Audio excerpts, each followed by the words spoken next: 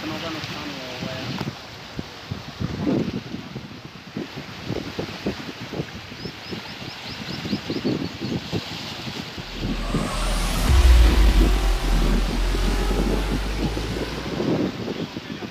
नमस्कार, मैं रवीश कुमार। यमुना आज दिल्ली दर्शन कर रही है और दिल्ली के लोग यमुना का दर्शन कर रहे हैं। जिस नदी को लेकर दिल्ली बेखबर हो चुकी थी, वो नदी आज दिल्ली की खबर ले रही है। यमुना में पानी का जो लेवल है वो 45 साल के रिकॉर्ड को तोड़ चुका है। 6 सितंबर 1978 को यमुना का जलस्तर 207 मीटर के पार चला गया था। बुधवार को दिल्ली में 208 मीटर के पार चला गया। तो 1978 से लेकर 2023 के बीच हम यमुना को भूलते रहे। वैसे यमुना केवल दिल्ली में नहीं बहती है, पंजाब हरियाणा के कई इलाकों से गुजरती है और वहां भी बाढ़ की स्थिति भयावह है। लेकिन अब देश की सारी समस्याओं को चलकर दिल्ली आना पड़ेगा। उत्तराखंड के भूस्खलन को दिल्ली आना पड़ेगा, हरियाणा की बाढ़ को दिल्ली आना पड़ेगा, असम की बाढ़ को दिल्ली आना पड़ेगा और मणिपुर के लोगों को भी अपनी समस्या बताने के लिए दिल्ली आना पड़ता है, ताकि मीडिया में कवरेज हो सके। बस इतना याद रखिएगा, यमुना में बाढ़ नहीं आई है। आपने यमुना की जमीन पर घर बना लिया था, उस घर में यमुना आ गई है।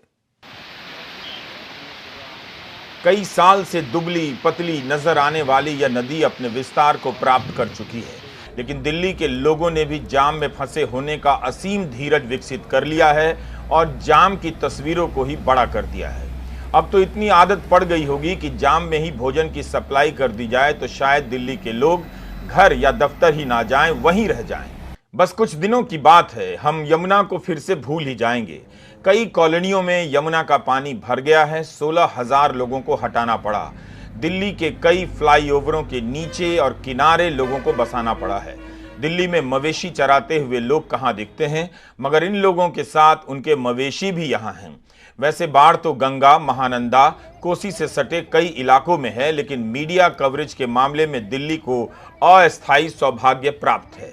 नदियों के किनारे भयंकर कटाव देखे जा रहे हैं। पहले भी कई बार इस तरह की बाढ़ के समय देखे गए हैं। इस बार भी कई जगहों से कई घरों के, मकानों के बह जाने की खबरें हैं, मगर अब आपको दिल्ली में ही सारे संवाददाता बाढ़ की पत्रकारिता करते नजर आ रहे होंगे। असम में 5 लाख लोग बाढ़ से प्रभावित हैं। असम के मुख्यमंत्री हेमंत बिस्वा शर्मा अगर राहुल गांधी पर कुछ भी बोल दें तो दिल्ली में उनका कवरेज असम की बाढ़ से ज्यादा हो जाता है। असम में भी भयंकर बाढ़ की चेतावनी जारी की गई है। इस बीच प्रधानमंत्री नरेंद्र मोदी फ्रांस की यात्रा पर हैं, लेकिन इसका मतलब यह नहीं कि मीडिया रफाल डील को लेकर कवरेज करने लग गया होगा। वैसे खबर तो छपी है कि दासो कंपनी ने तय किया है कि वह अनिल अंबानी की कंपनी से अपना करार खत्म करेगी और दूसरी किसी कंपनी के साथ करेगी।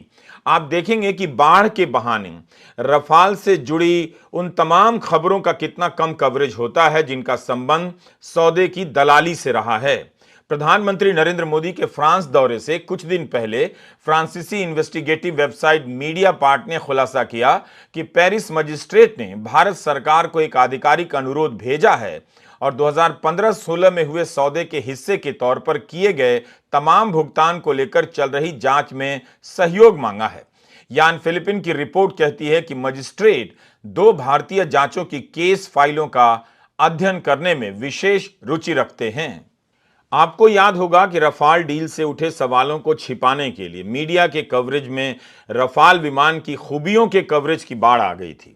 यही हाल यमुना में आई बाढ़ को लेकर नजर आएगा। जो मूल सवाल है नदियों के कटाव का, नदियों के अतिक्रमण का, बालू के उत्खनन का, वो सब पीछे रह जाएगा, पीछे ही रहता है।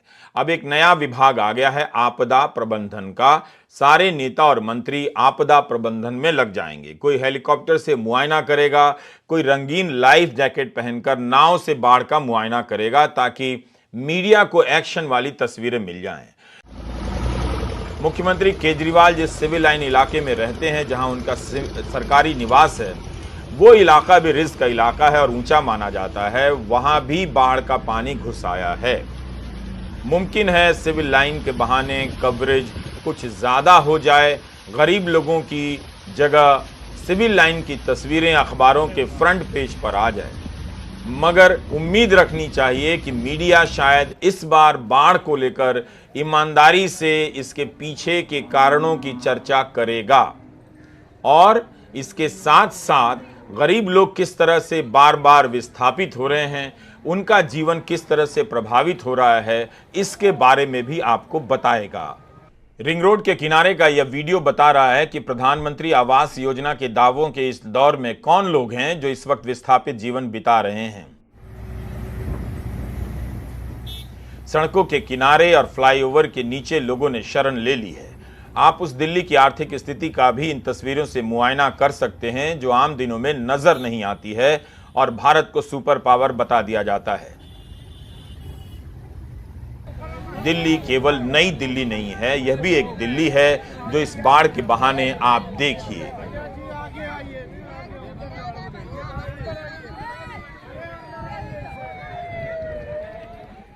हम आपको याद दिला दें कि 2010 और 2013 में भी दिल्ली में बाढ़ आई थी, तब भी यही इलाके प्रभावित हुए थे। आप चाहें तो 21 जून 2013 को छपी भारत लाल सेठ की डाउन टू अर्थ की रिपोर्ट को फिर से पढ़ सकते हैं। तब भी यही हाल था। यमुना में पानी का लेवल 207.32 मीटर हो गया। यह 1978 के रिकॉर्ड स्तर से जरा सा ही कम था। 204.83 मीटर खतरे का निशान माना जाता है।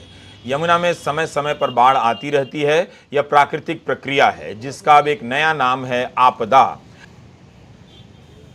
इस रिपोर्ट में लिखा है कि अगर आप बाढ़ के पुराने रिकॉर्ड देखेंगे तो पता चलता है कि 25, 50 और 100 साल में बाढ़ आती रहती है।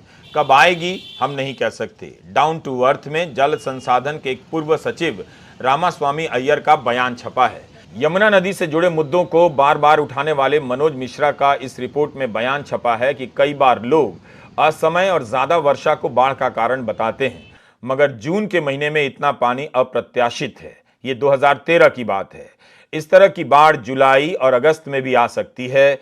मनोज मिश्रा का हाल ही में निधन हो गया। वैसे मनोज मिश्रा ने बताया था कि यमुना में ज्यादातर सितंबर के महीने में बाढ़ आने के रिकॉर्ड हैं। असल में धोखा हम खा रहे हैं। हमें लगता है कि यमुना सूख चुकी है, पतली हो गई है, उसके बचे मैदानों पर हम कुछ भी बना सकते हैं, लेकिन बार बार आने वाली यह बाढ़ बता रही है कि यमुना अपने रास्तों और मैदानों को नहीं भूली है।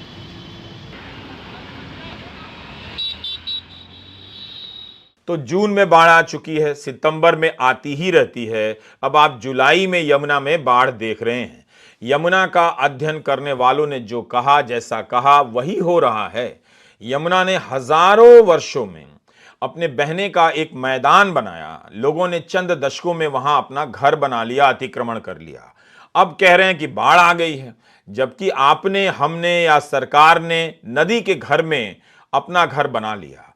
सब कुछ अध्ययन हो चुका है, रिकॉर्ड हो चुका है, चेतावनियां दी जा चुकी हैं, मगर राहत व बचाव कार्य में नेता अपनी सारी शक्ति लगाकर जनसंपर्क कर ले जाते हैं, तालियां बटोर ले जाते हैं और अगले साल के लिए जनता को उसके हाल पर छोड़ जाते हैं। इस राहत व बचाव कार्य ने तमाम जरूरी मुद्दों को पीछे कर दिया है, जबकि यह भी एक जरूरी हिस्सा ही है। निगम बोध घाट में भी पानी भर गया है, उसे भी बंद करना पड़ा। कश्मीरी गेट की हालत बहुत खराब बताई जा रही है। अंतर्राज्यीय बस अड्डे में पानी भर गया है और कई बसों को रद्द करना पड़ा है। अब यह समस्या इतनी विकराल हो चुकी है कि मुख्यमंत्री की अपील पर आप ध्यान दीजिए।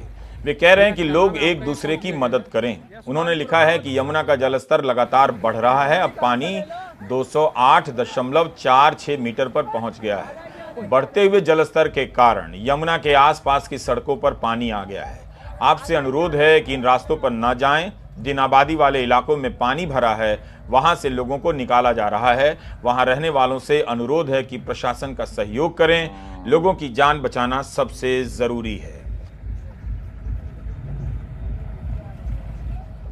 पिछले महीने माता ललिता देवी ट्रस्ट के नेतृत्व में हजारों वॉलंटियर ने यमुना के किनारे मानव श्रृंखला बनाई थी ताकि यमुना के प्रदूषण को दिल्ली वालों की नजरों के सामने लाया जा सके। मनोज मिश्रा ने बार बार चेतावनी दी थी कि यमुना को लेकर हमें अपना नजरिया बदलने की जरूरत है। यमुना केवल दिल्ली में नहीं है, उसके किनारों का अतिक्रमण हो चुका है। सरकारें अतिक्रमण तक नहीं रोक सकी, केवल इसे मशीन से साफ कर आप प्रदूषण मुक्त नहीं कर सकते हैं। यमुना को उसका मैदान लौटाना होगा ताकि वो अपने तरीके से भी खुद की सफाई करती रहे। हथिनी कुंड से लेकर ओखला के बीच की दूरी 220 किलोमीटर के करीब है। इतना लंबा दायरा है। हम चंद किलोमीटर की चिंता कर वहां एसटीपी मशीनें लगाकर यमुना को प्रदूषण से नहीं बचा सकते हैं। फिलहाल दिल्ली को समझ नहीं आ रहा है कि जाम की समस्या बड़ी है या बाढ़ की। इसलिए हम दिल्ली के वीडियो दिखाते हुए हिमाचल प्रदेश और उत्तराखंड के कुछ समाचार भी आपको सुनाना चाहते हैं। हमारे पास संसाधनों की अपनी सीमा है, तो जो तस्वीरें हैं उन्हीं के जरिए हम आपको आगे की खबर बताते रहेंगे। मीडिया रिपोर्ट के अनुसार हिमाचल प्रदेश में 4000 करोड़ के इंफ्रास्ट्रक्चर का नुकसान हुआ है। ऐसा ही कुछ उत्तराखंड में भी हुआ होगा। हिमाचल प्रदेश में 3 दिनों के भीतर 31 लोग मर गए। टेलीग्राफ ने तो लिखा है कि वहां मरने वालों की संख्या 80 हो गई है। वहां से आने वाली तस्वीरों में देखा जा रहा है कि कारें बह रही हैं, मकान बह रहे हैं, सड़कें बह जा रही हैं। उत्तराखंड में भी विकास बहने लगा है। विकास के नाम पर जो सड़कें बनी थीं वो क्षतिग्रस्त हो गई हैं। कई 100 सड़कों को बंद करना पड़ा। बद्रीनाथ हाईवे बंद है। पंजाब में सतलुज और घग्गर नदी का पानी इतना बढ़ गया कि किनारे बनी यूनिवर्सिटी के 3000 छात्रों को निकालना पड़ा। हरियाणा के अंबाला, कुरुक्षेत्र, पंचकुला में बाढ़ के कारण कई ट्रेनों को बंद करना पड़ा है। हरियाणा में 10 लोगों की मौत हो चुकी है। तो ये इस बाढ़ का प्रकोप है। जान माल और बुनियादी ढांचों का भयंकर नुकसान हुआ है। बारिश का 1 महीना विकास की बोगस राजनीति के 11 महीनों पर भारी पड़ गया है। पहाड़ और नदियों के किनारों का अतिक्रमण करते समय सरकार से लेकर जनता तक लापरवाह रहती है। सबको लगता है कि कोई देख नहीं रहा है और अब हाल यह है कि देखा नहीं जा रहा है। नमस्कार, मैं रवीश कुमार।